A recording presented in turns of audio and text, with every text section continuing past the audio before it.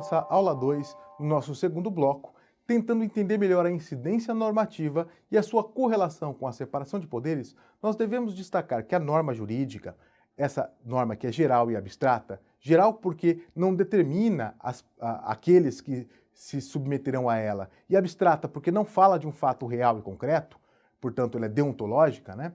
Essa norma jurídica, ela incidirá sobre um fato. O fato é sempre específico, pois envolve pessoas determinadas. E ele é concreto, pois ele aconteceu, ele é real. Então pensem bem, tem uma norma jurídica que diz abstratamente que se alguém, de forma geral, mata alguém, ele então sofrerá uma sanção, uma punição de prisão. Essa é a norma jurídica geral e abstrata. Um fato ocorreu, ele é específico. Por que é específico? Porque envolvia João e Maria. E ele é concreto, aconteceu um homicídio, João foi o autor desse homicídio e Maria a vítima. Então esse fato jurídico gera essa relação de incidência. A norma incide sobre o fato. Essa incidência da norma sobre o fato gerará uma norma individual e concreta para aquele fato. Então pense, João matou Maria. Existe uma norma geral e abstrata que diz que se alguém matar alguém, sofrerá uma sanção de 6 a 20 anos. O que acontecerá nessa incidência? Representada aqui no nosso gráfico por essa seta. Essa incidência é o processo penal. Então, o que acontece? O fato vai ser exposto por um promotor público, né? O réu, no nosso caso João, vai apresentar sua defesa. No fim desse processo, o juiz, então, poderá fazer a norma incidir sobre o fato. Interessante notar que, além de um juiz togado, o juiz aqui, no caso, responsável por essa incidência, é até o tribunal do júri, né? No caso de um homicídio, portanto. E olha que interessante, o tribunal do júri fizer essa incidência, ele vai dizer, de fato, João matou Maria, então João sofrerá a pena de X anos, né? Essa norma, João sofrerá a pena de X anos, é a norma jurídica individual para João. E concreta, João terá que ser recolhido a uma penitenciária concretamente. Então veja como essa incidência da norma geral e abstrata sobre o fato jurídico gera uma norma jurídica individual e concreta. Nesse caso, elaborada pelo judiciário. Olha o judiciário elaborando a norma jurídica individual e concreta. E agora a gente vai compreender que, de fato, todos os poderes nessa nossa repartição constitucional de competências têm relação com a elaboração da norma jurídica. Vamos compreender isso melhor quando falamos em distribuição constitucional das competências entre poderes, né, das funções. Então nós temos aí, vamos falar em 3 funções, a função legislativa, a função executiva e a função jurisdicional. Ambas, né, todas elas, as 3, têm competência de criar norma, né? Mas qual a função típica do legislativo? É justamente criar aquela norma geral e abstrata, o que a gente chama de leis lato sensu. O que é essa função? São criar essas hipóteses e essas consequências de forma genérica e abstrata. Essa é a função típica do legislativo.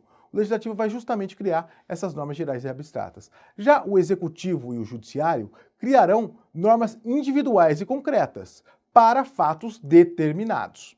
Então essa é a principal diferença entre o legislativo e o judiciário e o executivo. O legislativo, além dessa função de criar normas gerais e abstratas, ele também tem um papel importante de fiscalizar contábil, financeiramente e orçamentariamente também o patrimônio do Poder Executivo. Então, são essas duas as funções típicas do legislativo. A função de criar norma geral e abstrata e a função de fiscalização. Já a função do executivo cria norma individual e concreta, mas o executivo faz isso de ofício, sem provocação, de pronto, pelos seus próprios meios. Então olha que interessante, né?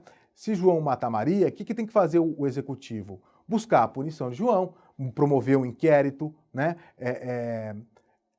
Sem ser provocado, né? Ele não precisa ser provocado para isso.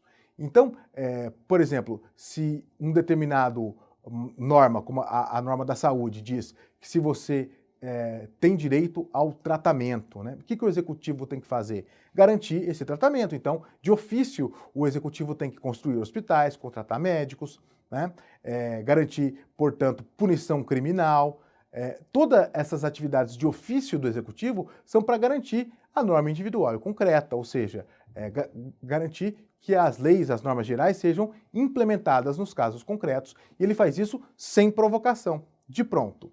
Além dessa função típica, ele também pratica atos de chefia de Estado, de chefia de governo e atos de administração, que é o que chamamos atos de política e de gestão. Então essas são as funções típicas do executivo. Ele vai criar a norma individual e concreta sem ser provocado, de pronto, né, automaticamente, e também praticará atos de política e de gestão. Já o judiciário também aplicará a norma individual e concreta, né? Mas ele vai fazer isso por um processo. Ele vai ser provocado por um advogado, por um promotor, né, por uma parte, né, numa situação de conflito, que é o que a gente chama de lide. É o caso concreto em que há um conflito na aplicação da lei e o judiciário então aplica a lei no caso concreto, resolvendo a lide a partir de uma provocação num processo. Olha que interessante. Então veja como é assemelhada a função do executivo e do judiciário, diferenciando-se pelo local da aplicação e pela provocação. O judiciário aplica a norma em um processo e provocado por uma parte. Bom, além dessas funções típicas, os poderes executam funções atípicas, portanto, que não são suas funções primordiais, mas que são importantes num mecanismo de freios e contrapesos em que um poder fiscaliza o outro. Olha que interessante, o legislativo, além da sua função típica de criar norma geral e abstrata e de fiscalização, ele também tem um papel importante de organização interna, ele se auto-administra. Então o Congresso Nacional, o Senado e a Câmara dos Deputados fazem a sua própria organização por intermédio dos seus regimentos, e assim também as assembleias legislativas, né, e as câmaras de vereadores. Além dessa organização interna, eles fazem sua própria, eles podem investigar, que é um papel do executivo, mas também entregado atipicamente para o legislativo. Então veja que o legislativo cumpre funções de gestão, se auto-organizando, e funções também de cumprir norma, investigando. Além disso, ele cumpre função, o legislativo, jurisdicional, ele julga também. Julga por crime de responsabilidade o presidente da República, né? Os casos de impeachment, por exemplo, são julgados pelo legislativo, né? Então ele cumpre uma função também de julgamento, de aplicação da lei no caso concreto, criando uma norma individual e concreta.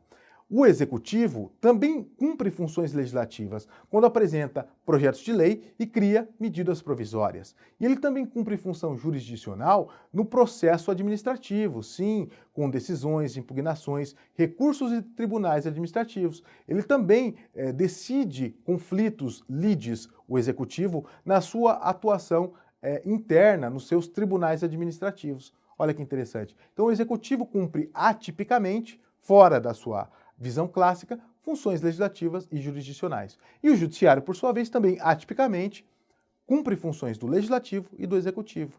O judiciário, então, atua em aspectos legislativos, redigindo o seu próprio regimento interno e também com medidas de controle de constitucionalidade, como súmulas vinculantes e ADIs, na qual afasta abusos do legislativo, né?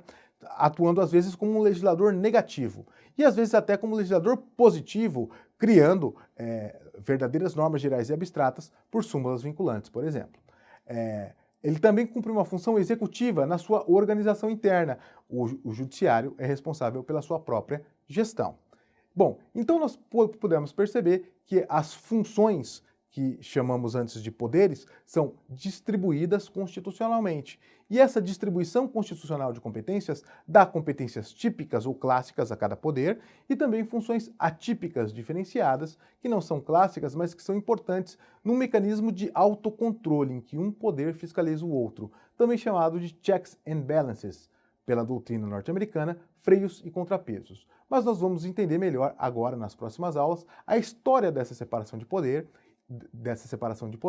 e também como esse mecanismo de freios e contrapesos funciona na prática. Não se esqueça de participar no e-mail participe@fundaçãopodemos.org.br. Aguardo você na próxima aula.